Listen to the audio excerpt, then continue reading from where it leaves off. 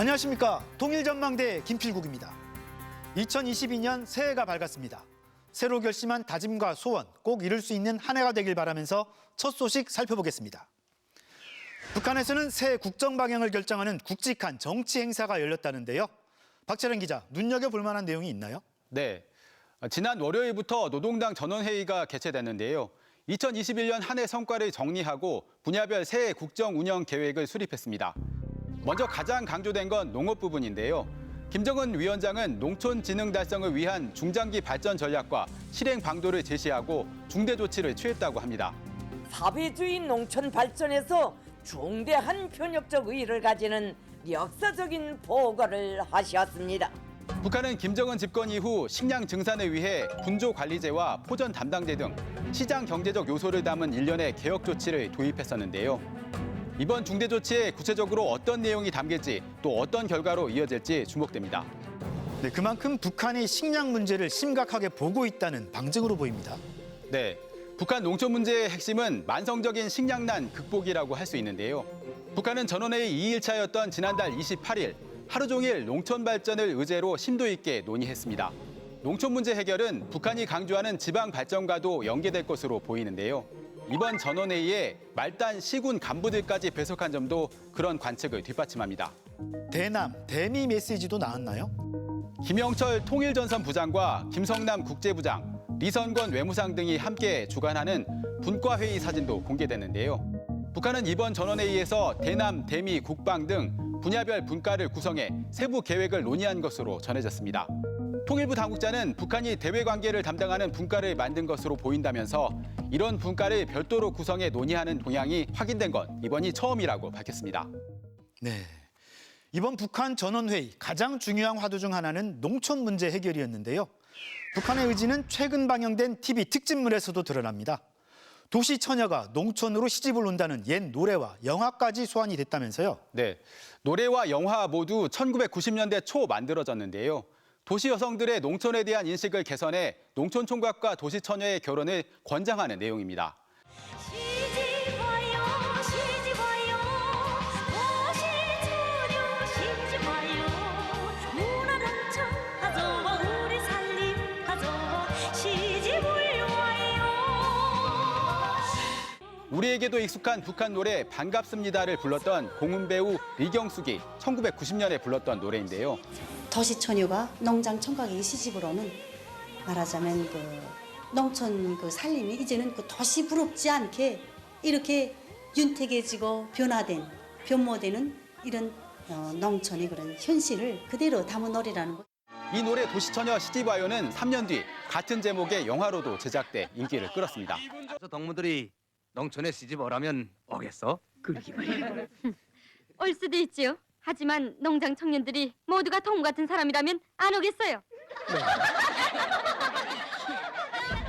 네, 최근에 북한 매체가 청년들이 힘든 곳에서 일하기를 자언하고 있다는 보도를 잇따라 하던데요.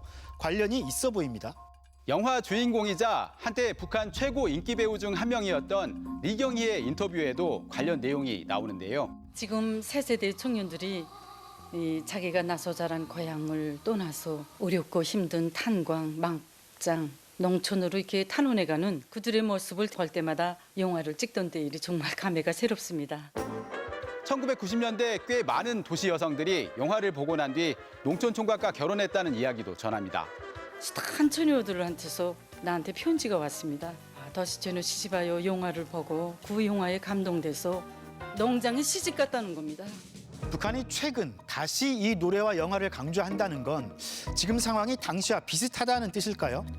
1990년대 초에는 농촌이나 오지로 탄원해 간 청년이 특히 많았다고 하는데요.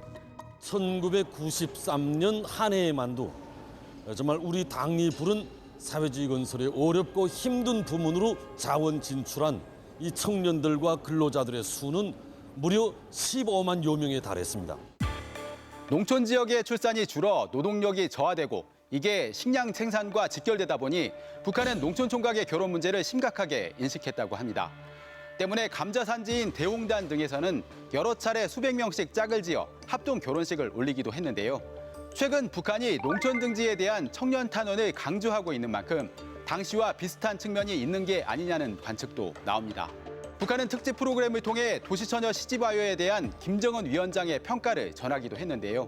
김정은 동지께서는 노래의 구절마다에는 사회주의 농촌 대제를 철저히 관철해서 우리나라 농촌을 살기 좋은 문화 농촌으로 건설해야 한다는 사상이 소박하면서도 진실하게 담겨져 있다고 말씀하셨습니다. 최근 3단계 공사를 마무리한 삼지연 씨를 예로 들며 농촌이 달라지고 있다. 많은 청년들이 이 노래를 부르며 농촌으로 달려가고 있다고 강조합니다. 네, 다른 소식도 알아볼까요? 지난주 꽤 추웠는데요. 북한은 더 추웠겠죠? 네, 우리 한파 경보에 해당하는 추위 중급 경보가 발령됐고요. 일부 지역은 영하 40도 아래로 떨어지기도 했습니다. 대부분 지역에서 아침 최저 기온이 영하 15도 이하였습니다. 특히 백두산 미령의 아침 최저 기온은 영하 41도로서 어제보다 5도 더 낮았습니다. 한반도의 역대 최저 기온은 1931년 평안북도 중강진의 영하 43.6도였는데 그에 버금가는 역대급 한파를 기록했습니다. 그래서인지 요즘 북한 방송에서는 추위를 조심하고 건강에 유의하라는 당부가 연일 이어지고 있습니다. 홍상을 입거나 심장혈관계통 질병, 호흡기 질병을 비롯한 만성 질병들이 심해지지 않도록 건강관리에 각별한 주의를 다려주기 바랍니다. 네, 박철은 기자 잘 들었습니다.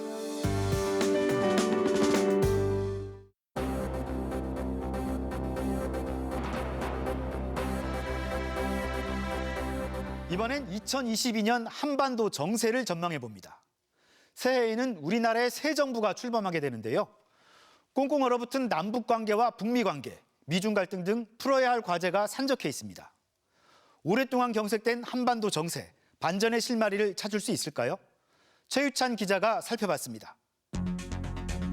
새해 남북한과 미국, 중국 등 한반도의 정세를 좌우할 주요 국가들은 저마다 중요한 정치 일정과 도전에 직면해 있습니다. 먼저 3월 한국의 대통령 선거와 5월 새 정부 출범이 예정돼 있고 미국 바이든 행정부는 11월 중간 선거가, 중국 시진핑 정부는 2월 동계올림픽과 가을에는 3년임을 확정짓는 중대한 정치 일정이 기다리고 있습니다. 하노이 노딜에 이은 코로나19 대유행으로 3년째 꽁꽁 얼어붙은 한반도 정세가 새해에는 반전의 계기를 찾을 수 있을까? 한반도 종전선언은 이미 한미 간의 선언문 초안에 대한 사실상 합의를 이루고 중국에도 설명했지만 정작 북한은 아무런 답도 내놓지 않은 상황. 때마침 미국과 중국의 갈등이 베이징 올림픽 정치적 보이콧으로까지 번지면서 상황은 더욱 어려워졌습니다. 베이징 올림픽을 남북관계 개선의 하나의 계기로 희망했습니다만 현재로서는 기대가 사실상 어려워지고 있는 게 아닌가 이렇게 생각을 하고 있습니다. 문재인 정부는 임기 마지막 날까지 남북 대화와 한반도 평화 프로세스의 노력을 멈추지 않을 것이라고 밝히고 있지만 실현될 가능성은 점점 약해지고 있습니다. 그럼 2월까지 만일에 한반도 평화 프로세스의 돌파가 마련되지 않으면 3월부터는 사실은 현 정부의 국경 동력이 약화되고요. 북미 대화 전망도 그리 밝진 않습니다. 우선 올해 11월 중간 선거를 앞둔 미국 바이든 정부가 내치와 외교 모두에서 곤란에 처한 상황입니다. 휘발유 값이 많이 올라가고 생필품 값도 올라갔기 때문에 그런 부분에서 바이든 대통령이 코로나19 방역하고 경제에 있어서 그렇게 그 공약만큼 잘 못한다. 지난해 아프간 철군의 악몽이 채 가시지 않은 상황에서 당장 새해 벽두부터 우크라이나 접경에 병력을 증강시키는 러시아와의 군사적 긴장 문제도 해결해야 합니다. 당장 국내 국제정치 현안을 해결하고 중국 봉쇄에 집중하다 보면 북한 문제는 해결보다는 상황 관리에 치중할 가능성이 높다는 분석입니다. 대외 정책에서 우선순위가 떨어진다고 할 수 있는 미국한테 북한 문제에 대해서 적극적으로 나서기가 어려운 거죠. 미국 입장에서는 북한이 사고만 안 치도록 관리하는 게 최우선 목표가 될 거고. 미국의 현상유지 전략에 북한이 어떻게 대응할지도 관심입니다. 영변에서의 핵활동 징후나 새로운 전략무기 실험 등 북한의 군사적 활동에 대한 우려도 커지고 있습니다. 하지만 코로나와 경제 상황, 중요한 정치 행사들을 앞둔 중국의 입장을 고려할 때 북한이 섣불리 대형 도발로 레드라인을 넘지는 않을 것이라는 분석이 주를 이룹니다.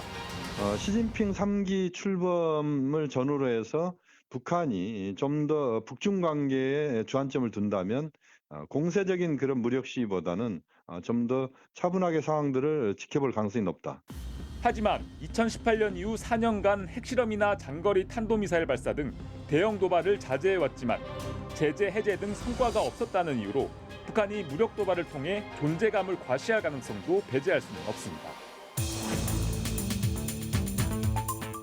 한반도 정세에서 가장 큰 변수는 한국의 대통령 선거입니다. 5월 새 정부 출범을 전후해 상반기까지는 미국, 북한 모두 움직이기보다는 한국 새 정부의 정책을 관망할 것으로 보입니다. 문제는 이 시기가 오래 지속될 경우 남북 관계와 한반도 정세의 교착이 장기화될 수 있다는 점입니다.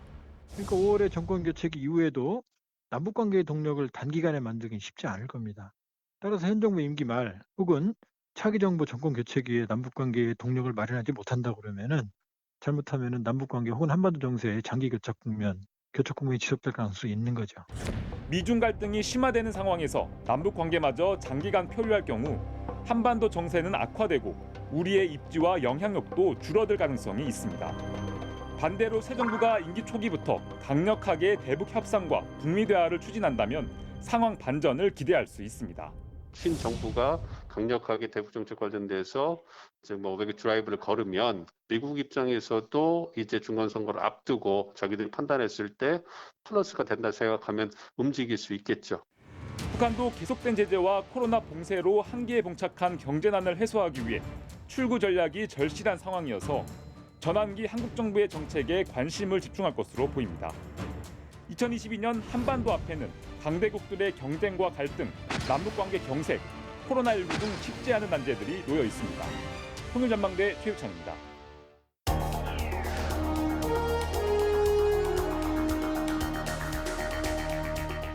네, 북한이 궁금해. 오늘은 북한의 새해 농사는 어떨지 알아보겠습니다. 네, 함께하실 두 분입니다. 어서 오세요.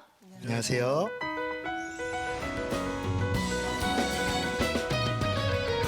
네, 이 코너가 북한이 궁금해니까요. 네. 북한식 새해 인사로 한번 오늘을 시작해 볼까요? 새해를 축하합니다. 새해를 축하합니다. 네. 조충희 씨 만약에 북한에 계셨다면 이 시간쯤엔 뭘 하고 계셨을까요? 동상 참배하러 나가 있을 겁니다. 아, 진짜요? 예. 새해 첫날에는 이제 무조건 동상 참배를 이제 해야 됩니다. 이제 그렇게 하고 들어와서 간단히 아침 먹고 이제 9시부터는 또 신년사 두어야 되거든요. 예. 우리 뭐 코로나19 이전 같으면 뭐 연말 뭐 제아의 종소리도 듣고요. 맞아요. 연말 모임도 하고요. 네. 지금쯤 집에서 푹 쉬고 있을 뭐 그런 시간이 아닌가 싶은데요. 그러니까 뭐 한국에서는 주로 뭐 가족이나 친구들끼리 뭐 정동진에 맞아요. 일출 보러 가기도 하고 새해 다짐도 하고 계획도 세우는 좀 쉬면서 네. 앞으로의 구상을 하는 시간인데 새해 첫날부터 아침부터 동상참배라고 하니까 그러니까요. 너무 부담스럽네요, 네. 진짜. 추울 텐데 그리고. 그러면 동상참배를 새해 벽두부터 하게 되는데 그러고 나면 갔다 오면 좀 쉬나요? 1월 2일부터 또 이제 그 첫 전투 들어가야 되거든요. 네. 그래서 집집마다 고름 만들어 놓은 거 싣고 이제 자전거나 뭐 이제 구루마 이런 데다 싣고 농장까지 갔다 와야 됩니다. 첫 전투가 이제 기본적으로 이제 그거 다 하니까 사실 농업 부분은 이제 신년부터 굉장히 바쁩니다. 네. 네, 그런데 뭐 올해는 뭐 거름 전투는 물론이고요. 지난해 추수가 끝나자마자 바로 뭐 새 농사를 준비해 왔었는데요. 북한 농촌 풍경 화면으로 보시죠. 거름더비는 곧 쌀더비입니다. 지금 화면에 보이는 저 더미가 거름인 건가요? 저건 이제 볏짚, 네. 볏짚이나 옥수수집인 것 같아요. 이제 옥수수집을 거기다 이제 그 축산 분뇨라든지 아니면 사람 뭐 인분 이런 것들을 이제 재와서 넣고 거름을 속이는 과정. 근데 그냥 안 되니까 가끔씩 이제 들춰주거든요. 조충희 씨 북한 계실 때 뭐 1월 초에 거름 전투를 하셨다 말씀하셨는데 요즘엔 좀 빨라진 것 같습니다. 예, 그런 것 같습니다. 그래서 일단은 지금 나가는 거름이면 니탄이라든지 더시거름이 이제 뭐냐니까 더시거름 같은 경우에는 가을에 내가도 됩니다. 근데 이제 풀거름이라든지 제한원 같들은 조금 더 있다 이제 나가야 되는데 왜 저렇게 빨리 내가는지 좀 저도 이제 그런 생각이 좀 듭니다. 네. 지난해 11월에 조선중앙통신에서 보도하기를 그 밀과 보리의 파종 면적이 그 이전 해보다 1.7배나 늘어났다고 해요. 아무래도 이제 국경 봉쇄로 식량 수급이 원활하지 못하다 보니까 자체적으로 농사 규모와 면적 같은 걸 늘리고 있는 셈인 거죠. 그래서 아마 거름 전투도 굉장히 앞당겨서 시작한 게 아닌가 그렇게 생각을 해봅니다. 네. 그런데 겨울에는 땅도 꽝꽝 얼어 있을 거고, 근데 북한이 우리보다 더 춥잖아요. 그런데 앞당겨서 이렇게 거름 전투를 하는 게 농업 생산량을 높이는데 좀 효과가 있긴 있는 건가요? 어떤가요? 겨울에 거름 전투하는 이유가 트랙터라든지 그다음에 이제 서달구지 이런 것들을 이용해서 많이 나가야 되는데 그 땅이 얼었을 때 나가야 그래도 이제 잘 좀 이제 다닐 수 있고 그다음에 이제 날이 풀려서 질척거리기 시작하면 트랙터들이 이제 넘판에 빠지고 진탕에 빠지고 하면 일 자체를 못하고 또 이제 3월부터는 파종도 해야 되고 모판도 만들어야 되고 하는 용농 공정이기 때문에 이제 추울 때 이제 거름 작업을 많이 합니다. 그리고 인분이나 가축분뇨 사실 우리도 예전에 많이 썼다고 하더라고요. 뭐 일종의 유기농 생산법이기도 하고요. 그런데 북한은 근본적으로 화학 비료가 부족하다면서요. 근데 뭐 국경 봉쇄로 가장 그 치명적인 타격을 입은 부분 중에 하나가 비료가 제대로 수입이 안 되는 거예요. 그렇다 보니까 한 언론 보도에 따르면 2016년에 중국에서 한 26만 톤 정도의 화학 비료를 들여왔는데 지금 2020년에는 19,000톤으로 10분의 1보다도 더 많이 줄어드는 거죠. 대부분의 이제 북한의 비료를 만드는 이 공장들의 시설이 많이 노후돼 있어가지고 작년 같은 경우에는 평안남도 안주에 남흥 청년화학연합기업소라는 큰 화학 비료 공장이 있거든요. 그게 결국 노후가 돼서 문을 닫았다고 해요. 그렇다 보니까 지금 화학 비료가 제대로 이제 수급이 안 되다 보니까 농사에 직접적으로 타격을 입히는 상황에 온 거죠. 그렇군요. 부족한 게 이 화학 비료뿐이 아니겠죠? 한두 가지가 아니죠? 네, 그렇죠. 뭐 화학 비료뿐만 아니고 이제 농약도 많이 부족하거든요. 네. 그다음에 제일 중요한 건 그 농사를 지을 수 있는 기계가 많이 부족한 거예요. 특히 이제 농기계 같은 데서 트랙터의 거의 대부분이 60년대, 70년대 생산된 것에서 부속 다 나가고 뭐 타이어 부족하고 거기에다가 또 연유도 부족하거든요. 근데 이제 트랙터를 대신하는 게 서인데 서도 얘네가 또 제대로 먹지 못해서 그냥 이제 자기 능력을 다 발휘하지 못하고 있어요. 그다음에 비닐방막 부족하지 뭐 정말 이제 부족한 게 한두 가지가 아니죠. 그렇다 보니까 북한 당국이 강조하는 게 있습니다. 바로 악조건을 탓하지 말고 경험을 공유하라는 건데요. 어떤 내용인지 같이 보시죠. 조건 타발하면서 형식적으로 하면 농사 잘 지을 수 없다. 이게 한마디로 불평불만하지 말라는 거네요. 날씨가 안 좋아서 농사가 안 됐다 하면 날씨 조건을 타발한다고 하고 그러면 농업 자재가 없어서 저 힘들다 어렵다 하면 또 이제 뭐 자재 조건을 타발한다고 이제 이야기하는데 사실은 이제 제가 경험한 데 의하면 조건 타발을 많이 하는 사람이 진짜 일 잘하는 사람입니다. 네. 그러니까 필요한 거 필요하다고 이야기해야지 그 비판받기가 무서워서 이야기 안 하고 있으면 사실은 그건 이제 일 안 하겠다는 사람이죠. 우수한 성과와 경험 공유를 강조합니다. 이 농업 생산 정보화를 강조하면서 과학 농사라는 거를 이제 힘쓸 걸 강조하다 보니까 아무래도 기존에 가지고 있는 노하우라든가 정보 경험들을 공유하고 취합해서 이걸 데이터베이스화 만들고 싶어 하는 거예요. 이제 그런 일환으로 계속 자기만 알고 있지 말고 그 경험들을 공유하라라는 이런 식의 강조를 하고 있는 것이죠. 네, 악조건 속에서도 농사를 잘 지은 농민을 추켜 세우는 방송도 잇따라 내보내고 있는데요. 그날 우리 작업반에서는 다음 해부터 10정보의 땅을 더 관리해야 할 문제를 놓고 토의가 있었습니다. 누구 하나 선뜻 나서는 사람이 없었습니다. 듣는 사람들 모두가 다 반대해서 처음엔 많이 흔들렸댔습니다. 네, 저기에 나오는 논 10정보, 밭 0.5정보가 얼마나 되는 땅인가요? 단위가 좀 달라서 잘 모르겠는데 이게 혼자서 농사를 지을 수 있는 정도인 건가요? 저기 이제 10정보면 10헥타거든요. 네, 10헥타인데 3만 평 좀 더 되는데 축구장 한 13개? 저거 절대 안 되겠네요. 기계로 해도 이제 혼자서 하기 힘들고요. 네, 다들 어렵다고 포기했지만 이 농장원은 혼자 힘으로 농사를 지어서 성과를 냈다면서 그 비결을 소개합니다. 농사 방법을 노력 절약형, 물 절약형, 에너지 절약형으로 전환했습니다. 네, 그리고 4차 전국 농업부문 열성자 회의에까지 참가해서 김정은 위원장과 사진까지 찍은 여성 농장원도 소개합니다. 저기선 엄청난 거 아니에요? 그렇죠. 저게 이제 1호 행사라고 하는데 네. 1호 행사도 얼마나 가까이에서 만났냐가 이제 중요하고 성까지 잡았다는 건 정말 대단하죠. 네. 저 정도면 거의 이제 그 사적물입니다. 사적물. 주변 농장원에게도 엄청난 자극이 될 거라고 나도 저렇게 열심히 해서 김정은 위원장을 만나겠다라는 그런 자극이 될 거라고 생각이 듭니다. 흙보다도 자갈이 더 많았고 냉기가 너무 심해서 최고 서출이 2,600이 커작이었습니다. 말 그대로 악조건을 뚫고 정말 제대로 농사를 잘 지었나 보네요. 그러게요. 자, 5정보의 저수확지에서 정보당 13톤 70kg을 생산했다고 하는데요. 조충희 씨, 저 정도면 어느 정도 되는 거예요? 사실 저수확지라는 말이 땅이 나쁘다는 뜻이거든요. 네. 저수확지에서 정보당 13톤 70kg 났다는 건 사실 불가능한 수치입니다. 사실 한국의 정말 땅 좋은 토지에서도 정보당 6 내지 8톤 이 정도 이제 나오거든요. 네. 그럼 저기 원래 생산량이 2톤이 좀 넘었다니까 그러면 그때도 잘한 거라고 봐야겠네요. 저수확지에서 2.7톤 나오면 사실 북한에서 식량 문제가 식량이 부족하다고 이야기할 수가 없는 거죠. 그래서 땅이 그래도 뭐 굉장히 안 좋은 상태에서 진짜 저렇게 했다면 정말 잘한 거죠. 이렇게 농장원을 소개하면서 경험을 적극 공유해라. 뭐 이렇게 강조하고 있는데요. 이런 것도 최근의 변화로 볼 수 있을까요? 그렇죠. 일단 이제 우수한 성과를 공유를 하게 되면 정보도 되고, 이제 두 번째로는 또 상당히 자극도 받게 되죠. 나도 열심히 해야겠다는 생각도 들고, 또 굉장히 주목국으로 운영되던 어떤 농장, 농사일 같은 것들을 과학화할 수 있는 일이기 때문에 지금 북한이 영농 기술을 계속 개발하고 농업을 과학화하려는 그런 노력과 맞닿아 있는 흐름이라고 보시면 될 것 같습니다. 네.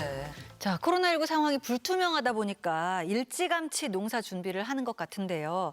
북한의 이런 노력, 올해 성과로 과연 이어질까요? 어떻게 보시나요? 안 하는 것보다는 낫겠죠. 예, 안 하는 것보다는 난데 사실 농민들이 너무 힘들어요. 네. 마른 나무에서 물 짜듯이 저렇게 이제 하겠는가 하는 생각이 드는데 사실 조금 더 이제 유연하게 좀 사고를 해가지고 좋은 기계도 좀 받아들이고 좀 좋은 품종, 우량 품종들을 좀 받아들여서 농사를 짓는 게 조금 더 이제 식량 문제를 해결하는 데 가깝게 다가가는 게 아니겠는가 그런 생각을 합니다. 결국은 뭐 대북 제재라든가 코로나19 같은 외부적인 요인이 아주 큰 요인이기 때문에 이게 해결이 안 되면 아무리 열심히 내부적으로 한다고 해도 근본적인 해결책은 되지 않을 것 같아요. 그런 기술 지원 같은 것들이 좀 이루어져야 북한도 이렇게 손전인 노동과 노력만으로 어떤 생산성을 높이려는 이런 한계에서 좀 벗어날 수 있는 상황이 올 것 같다는 생각이 듭니다. 올해는 날씨라도 좋아서 남북한 농민들 별 걱정 없이 지낼 수 있으면 좋겠습니다. 오늘 도움 말씀 고맙습니다.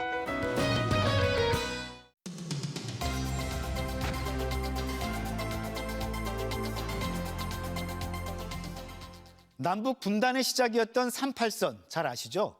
하지만 한국전쟁 이후 거진 휴전선과의 차이를 잘 모르는 분들도 적지 않은데요. 새해를 맞아 생생통일 현장에서 2주 연속으로 38선의 흔적을 찾아가 보는 기획을 준비했습니다.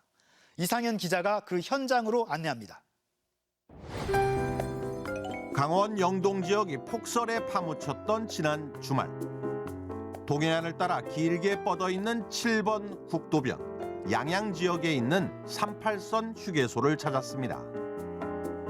북위 38도에 자리 잡은 눈 덮인 38선 표지석. 해안가 조형물 앞엔 매서운 겨울바람에도 불구하고 시민들의 발길이 끊이질 않았습니다. 강원도 쪽으로 여행을 가고 와요. 이런 이 폭설에 38선에서 촬영하니까 기분이 어떠세요? 아이고, 바위가 새롭네요.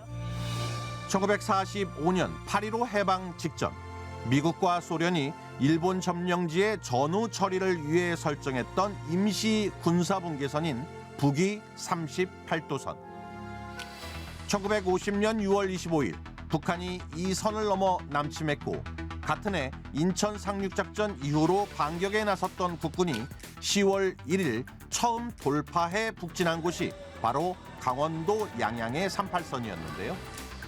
이 날은 훗날 국군의 날로 지정되기도 했습니다. 이날 의장대의 시범훈련에 이어서 거행된 3군 장병들의 위풍 있는 훈련식은 자라나는 국군의 힘을 마음껏 과시하는 것이었습니다. 1951년 7월 휴전회담이 시작되자 남북은 한치의 땅이라도 더 빼앗기 위해 38선 주변에 주요 고지를 두고 치열한 쟁탈전을 벌이게 되는데요. 결국 지금의 강원도 북부 지방을 수복한 대신 개성도, 황해도 남쪽 지역을 빼앗긴 채 53년 7월 정전협정이 체결됐고 그때 그어진 휴전선이 기존의 38선을 대체하며 70년째 군사 분계선으로 남아 있습니다. 남북 분단의 상징인 38선은 이렇게 국토의 동쪽 끝 동해안에 인접해 있습니다. 위도 38도를 기준으로 한반도를 가르고 있는데요. 그럼 지금부터 국토의 서쪽으로 향해 보겠습니다. 양양 38선 표지석에서 위도 38도를 따라 서쪽으로 조금 가면 산으로 둘러싸인 고즈넉한 시골 마을이 하나 나타납니다. 38 평화마을이라 이름 붙여진 강원도 양양군 잔교리. 38선이 통과하는 마을이어서 한국전쟁 전까진 뒷산에서 인민군의 대남방송이, 앞산에선 국군의 대북방송이 함께 들렸다고 합니다. 그러는 아들이 여기 와서 점령을 했거든. 네. 맨 첫 번에. 근데 얼마 며칠 있다가 아군들이 들어와가지고 미군 아들하고 들어와가지고 여기가 38선이다. 그랬다. 원래 38선은 저리 소련 아들이 욕심을 쓰고 여기를 차지하고 있다가 뺏긴 거지. 당시 경찰 지서 자리엔 마을회관 건물이, 국군의 방어포대 자리엔 조그마한 정자와 밤나무 한 그루가 들어섰지만 일제강점기 때 동해선 철로를 떼다 만들었다는 마을의 종은 세월의 흔적을 간직한 채 아직도 건재한 소리를 울려댔습니다. 당시에는 칼면에 이제 화재 같은 거나 산불 좀 나오고 주민들이 모이고 거기 마을 총회할 때 같은 데는 이제 더디게 분단의 아픔을 고스란히 간직해온 38 평화마을. 하지만 산과 바다, 계곡이 어우러진 덕분에 오히려 휴양과 관광 목적의 외지인들이 몰려들었고 여느 시골 마을과는 달리 주민수가 늘어 지금은 100가구 가까이가 살고 있습니다. 여기 너무 좋잖아요. 산, 바다, 뭐 또 이렇게 지금 눈 경치 보시잖아. 예, 얼마나 좋아요. 새하얀 설경의 38 평화마을을 뒤로 하고 다시 서쪽으로 향하면 강원도 인제군으로 들어서게 됩니다. 인제에서의 38선은 먼저 9년 전 복합 리조트와 함께 문을 연 자동차 경주장을 지나게 되고요. 지역의 명물이 돼 있는 백색의 자작나무 숲도 통과합니다. 더 서쪽으로 소양강 상류에 다다르면 또 다른 38선 표지석이 나오고 그 옆에선 38선 가스 충전소에 이어 또 하나의 38선 휴게소와 38 카페를 만나게 됩니다. 정확히 북위 38도였던 이곳. 위도 38도 38선은 제가 지금 서 있는 이곳에서 저 소양강 쪽으로 흐르게 됩니다. 1960년대까지만 해도 군 부대와 비행장 등이 들어서 있었고 38교라는 이름의 작은 다리가 있었지만 70년대 소양강 댐 건설과 함께 38선의 과거 흔적은 수몰됐다고 합니다. 대신 그 옆쪽에 38대교라는 이름의 커다란 다리가 하나 놓여졌는데요. 다리 건너편으론 큼지막한 태극기 아래 38이라는 숫자를 꾸며놓았고 여러 조형물과 함께 수몰 지역의 38선 표지석 등도 옮겨와 38공원을 만들어 놓았습니다. 고향이 이북인 사람들이 좀 많이 오고 싶고 그때 상황을 이렇게 회상하면서 왔는데 그 모습은 없고 이제 다른 곳으로다가 이렇게 돼 있으니까는 거기에 아쉬움을 많이 이렇게 표출하시지. 그 옆으로 평화롭게 흐르고 있는 소양강. 6.25 전쟁이 발발하자 자연적인 방어선으로도 활용됐다는데요. 북한군의 남침을 지연시킨 사흘간의 치열했던 전투로 핏물로까지 변했다는 이 강에서도 38선은 유유히 흘렀고 수많은 사연과 한이 서려 있는 그 선의 표시는 여전히 선명하게 남아 있습니다. 그 38선을 따라 다음 주엔 소양강 넘어 춘천과 경기도 쪽으로 향해 보겠습니다. 통일전망대 이상현입니다.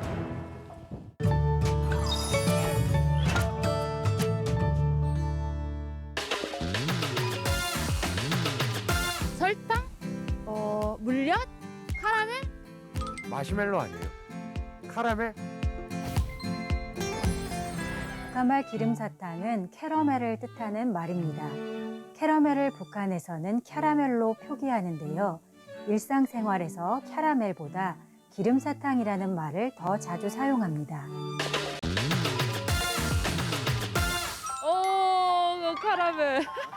기름이란 단어가 저희 나라에 있고 사탕이란 단어가 있어서 그거랑 연상시키는 단어들을 생각하다 보니까 비슷한 단어가 나온 것 같아요. 기름 들어가서 약간 걸쭉할 것 같았거든요. 그래서 베어 물면 좀 뭔가 내용물 있을 것 같아서 카라멜이 딱 떠올랐어요.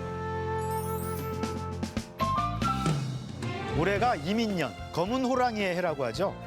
호랑이의 용맹스러운 기운으로 한반도 평화가 진전되고 각 가정에도 좋은 일만 가득하시길 바랍니다. 통일전망대 다음 주도 알찬 내용으로 찾아오겠습니다.